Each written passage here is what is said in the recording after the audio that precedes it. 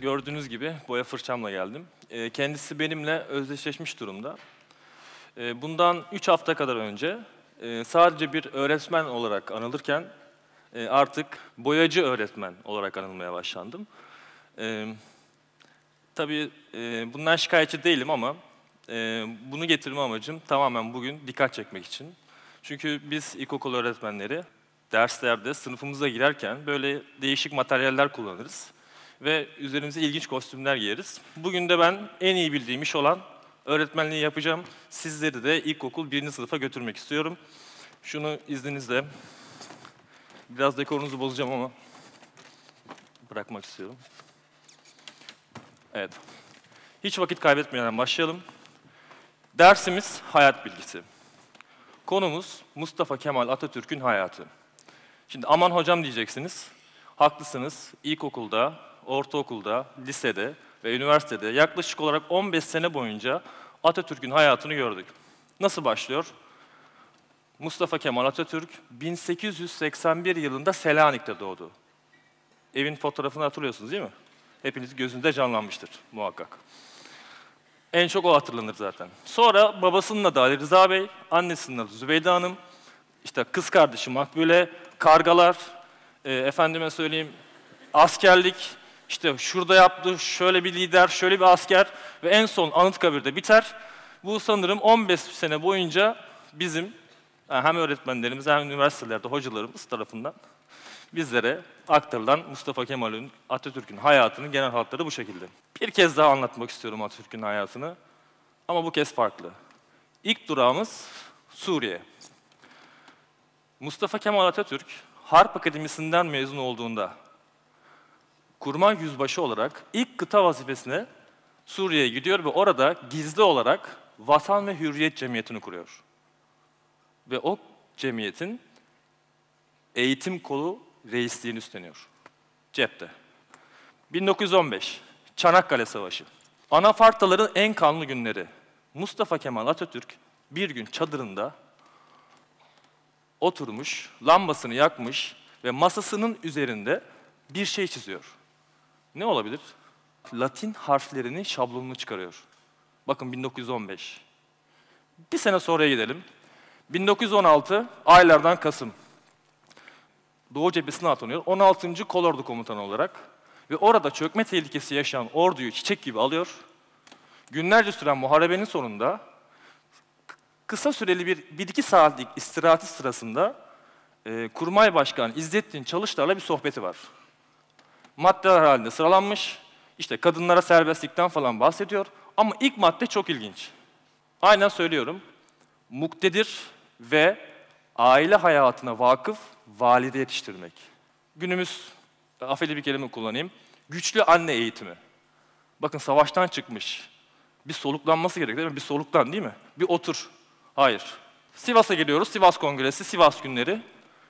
Amerikalı gazeteci Mr. Brown'la bir röportajı var. Diyor ki, Türk halkı iyi bir eğitim görmelidir. Eğitim okul demektir. Türk köylüsünün pek azı okur yazardır. Ancak, bakın burası dikkat, yeniliklere isteklidir. Çocuklarının iyi bir eğitim almasını ister. Sivas'ta, hani düzenli ordu kursaydık önce, değil mi? Hani düşman dört bir yana sarmış, insanları bir toplasaydık, hayır. Verdiği demeç bu. Ankara'ya geliyor, ayağının tozuyla, Türk halkı bir birey olmalıdır, iyi bir eğitim almalıdır, kültürle donatılmalıdır, bezenmelidir.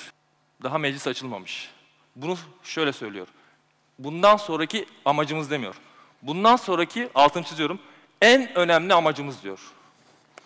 Neyse, işler ilginç hale gelmeye devam edecek. Birinci önü, ikinci önü çok güzel. Kazandık. Eskişehir'de bozguna uğruyoruz. 30.000 kişi askerden kaçıyor. Yunan ordusu seferberlik ilan ediyor. Serv Anlaşması'nı imzalatmak için Ankara'ya doğru yürüyüşe geçiyorlar.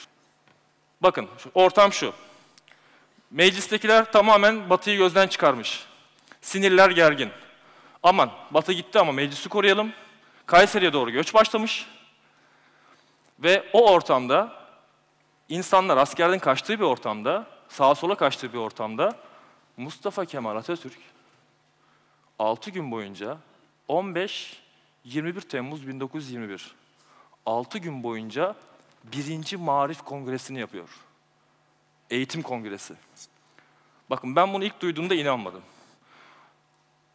Şaka yaptıklarını zannettim. Bu bir şaka olmalı. Bak gerçekten şaka olmalı. Bakın ortamı bir hayal edin. Mustafa Kemal böyle bir ortamda, savaş ortamında insanlar korkuyor, sinirler gerilmiş, göç başlamış ve bu adam hakkında ferman var. Fetva çıkarılmış. Yakalanırsa idam edilecek. Ama ne yapıyor? Öğretmenleri, temsilcilerini topluyor ve diyor ki işte o zaman Cumhuriyet'te esas olacak bütün eğitim ilkelerini, temel eğitim ilkelerini işte o zaman atılmıştır. Savaşın ortasında, cehennemin ortasında, ateşten gömleği giydiği sırada. Şimdi ben bu ülkede bahane üretmediğim için, zorlukları, engelleri aştığım için, tatillerimde çalıştığım için Türkiye'de manşet oldum. Bu adamın ülkesinde oldum. Bu beni çok üzdü. Bakın.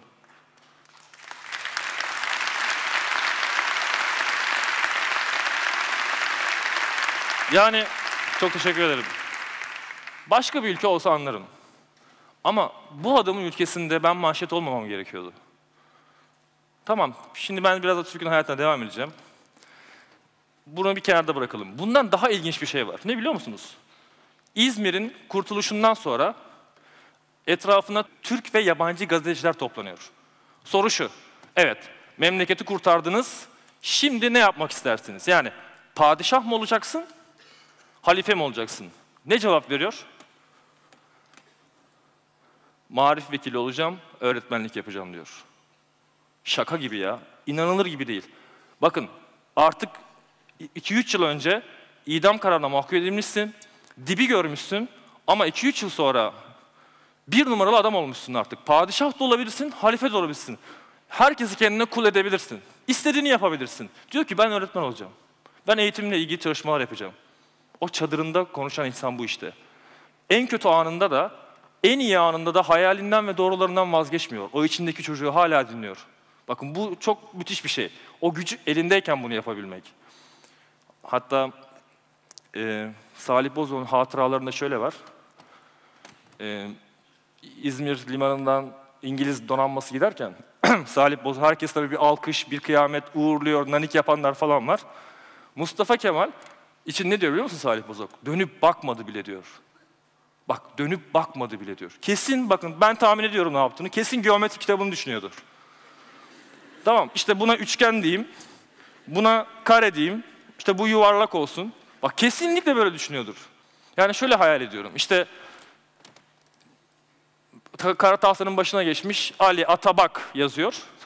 Diyorlar ki işte düşman geldi. Başkomutanlık yetkisini alayım. Çat çat çat çat çat çat. Ondan sonra geliyor. Ali Atabak. Oku bakayım. Yani askerlik böyle bir askeri deha. Tarihin gördüğü bir süngü tak emriyle Çanakkale'nin tarihini değiştiren bu adam müthiş bir askeri deha. Askerliği hobi olarak yapıyor. Ve rahat durmuyor yine. Hemen İzmir'in işgalinden hemen sonra İstanbul ve Bursa öğretmenleri topluyor. Ve onlarla bir toplantı yapıp işte bizim kazandığımız zafer, sizin ordularınızın kazanacağı zafere ön ayak olacaktır. Sizin karşınıza çıkan bütün engelleri kıracağız diyor kendisi. Ya hani bir Lozan görüşmesi, bir cumhuriyeti kursaydık. Yani adam savaş ortasında, savaş bitti bir daha aynısını yapmaya çalışıyor. Ve cumhuriyet kurulduktan sonra ilk kurulan mesleki ve sosyal birlik nedir biliyor musunuz? Muallimler Birliği. Öğretmenler Birliği'ni kuruyor ve orada şöyle bir sözü var, hani şu meşhur sözü var ya, öğretmenler yeni nesil sizin nesleriniz olacaktır diye. Bayılıyoruz bu lafa zaten. Öğretmenler de çok bayılır. Evet, benim eserim olacak. İşte öğretmenler günü geliyor, herkes paylaşır onu zaten. Ama asıl cümlesini bu cümleden hemen sonra söylemiştir. Acaba kaçımız biliyor onu? Ben burada söyleyeyim onu size. Bir öğretmen olarak, siz de ilkokul öğrencisiniz bu arada unutmayın.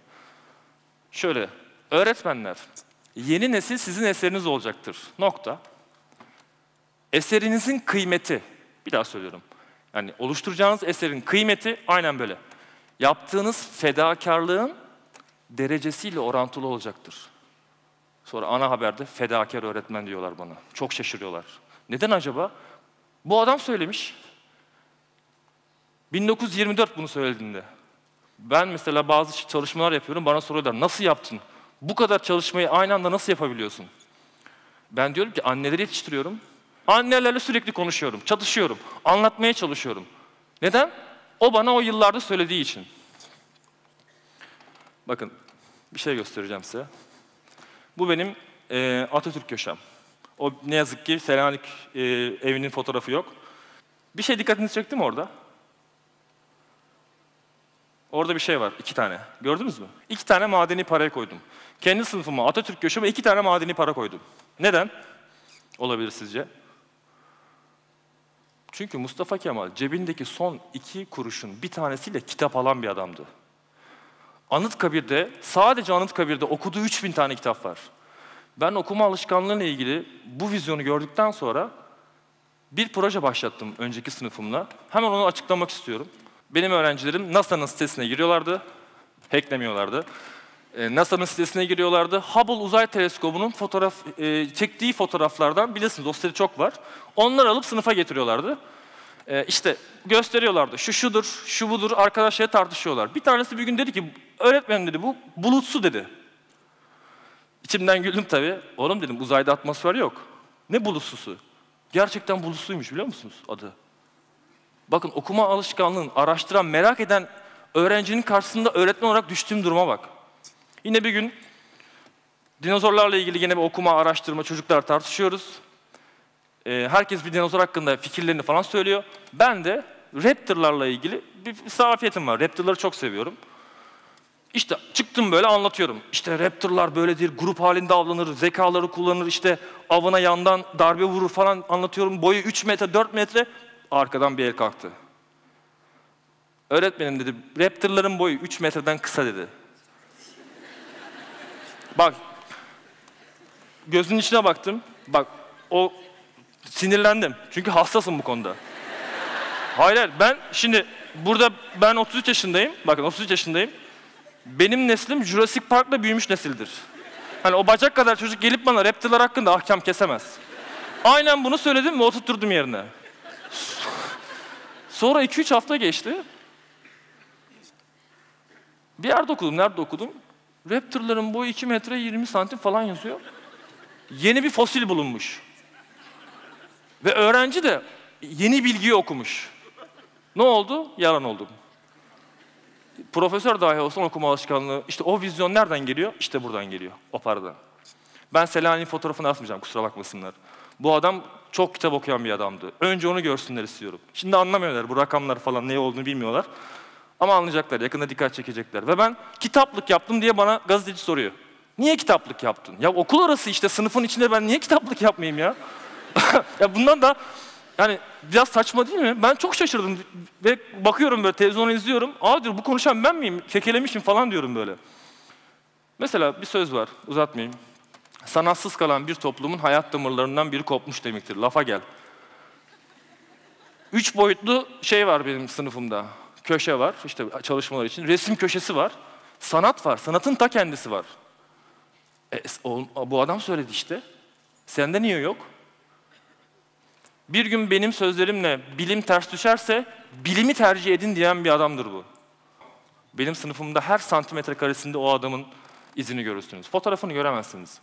Zaten kendisi söylemiyor, benim yüzümü görmek, beni görmek demek, benim yüzümü görmek demek değildir. Benim fikirlerimi ve duygularımı anlıyorsanız bu yeterlidir diye. Onun bütün fikirleri ve duyguları o sınıfın içinde. Öleli 77 yıl olmuş. 77 yıl sonra onun fikirleriyle, onun vizyonuyla, onun duygularıyla yapılan bir sınıf Türkiye'nin gündemine oturdu. Bir asır önce yaşamış. Peki biz neredeyiz? Biz önümüzdeki bu değeri anlayabildik mi? Anlayamadık. Anlatamadık. Özür dilerim, anlatamadık. Ahmet Naç olarak sıradan bir insanım. Çıkışta gelin benimle konuşun, 5 dakika konuşun. Ne kadar sıradan bir insan olduğumu görürsünüz. Ama bir öğretmen olarak buradan meydan okumak istiyorum. Onun cumhuriyetindeki öğretmen olarak. Benim mezun ettiğim bir tane sınıf var. 4 yıl boyunca beraber geçirdiğim, mezun ettiğim bir sınıf. O sınıfın kısa süre içerisinde yaptıklarını yapabilecek dünyada herhangi bir ilkokul sınıfı varsa ben yarın istifa edeceğim. Ahmet Hoca olarak söylemiyorum bunu. Onun vizyonuyla onu anlamaya çalışan bir öğretmen olarak söylüyorum. Çıtayı çok yukarı koydum. Sanırım belki de siz o sınıfa baktığınız zaman, o içinizdeki çocuk bana seslendi. Aldığım mesajlarda onu ben gördüm, umudu gördüm. O neşeyi, o hayali gördüm. Bu insan da bu hayali yaşayan bir insandı. En zor anında da, en kötü anında da, en iyi olduğu anda da, en güçlü olduğu anda da bu hayalinden asla vazgeçmedi. Ben size onun en mutlu olduğu anı göstermek istiyorum. Sanırım bu olduğunu düşünüyorsunuz. Yüzü çok gülüyor ama bu anlık bir mutluluk. Bu değil. Onun en mutlu olduğu an, Ordinarius Profesör Doktor Sadi Irmak'ın Atatürk'ten Anılar adlı bir kitabı var. O kitabında Behçet Kemal Çağlar'ı bilirsiniz. Mustafa Kemal'in özellikleriyle ilgili şiir yazar. Bizim düştüğümüz hataya düşer. Şöyle bir lider, şöyle bir askeri deha der. Alır o şiiri, bakar der ki Behçet olmamış. Benim en önemli kişiliğim, benim asıl kişiliğim öğretmenliğimdir der. Bu adam. Dünyanın görüp gördüğü en büyük liderlerden biri. Bence en büyüğü, en başarılısı, en karizmatiği ve gerçek bir askeri deha. Diyor ki benim öğretmenliğimdir. İşte onun en mutlu olduğu fotoğraf, an işte budur.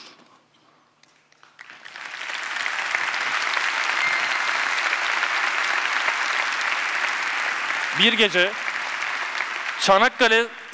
Çanakkale'de çadırının içinde cehennemin ortasında çizdiği o şablonu 13 yıl sonra kara tahtada uygulayabiliyor. Savaşlar bitmiş, cepheden cepheye koşturmalar bitmiş. Artık rahat ama oturmuyor bir yerlerde. Gidiyor kara tahtanın başında halkını bilgilendirmeye çalışıyor. Öğretmenlik yapıyor. Onun nasıl kişiliği işte öğretmenlikte, eğitimde. Halkını eğitmeye çalışıyordu. Peki biz bunu anladık mı? Onun ülkesinde yaşayan insanlar olarak kendimize bir pay çıkardık mı? Son sözü ona bırakacağım. Ben de şu anda bir çocuk oluyorum. Fırçamı da alıyorum. Sizler zaten hala ilkokul, ders bitmedi. İlkokul 1. sınıf öğrencisiniz. Bu kaydı biraz önce meydan okuduğum sınıfın 1. sınıftayken sayısız kez dinletmişimdir. Bakalım.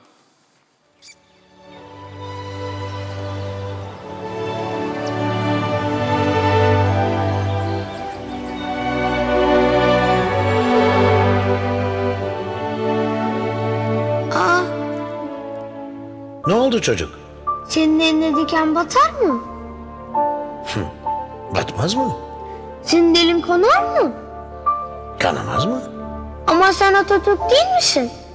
Öyleyim çocuk. Ama Sen şimdi bırak benim kim olduğumu.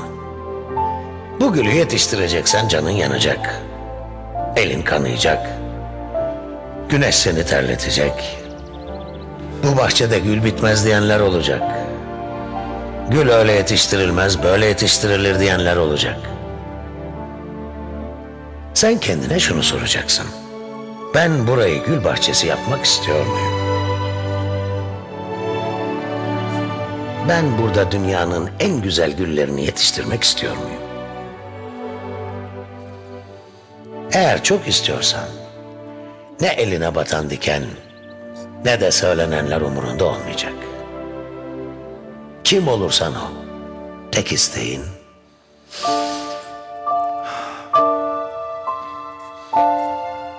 şu kokuyu duymak olacak. Anladın mı? anladım. Aferin sana. Hadi bakalım, devam. Devam. Ondan ne öğrendiysem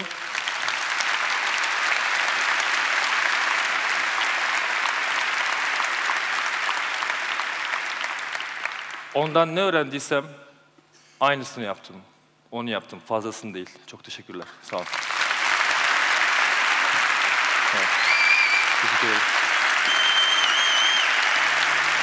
Peki.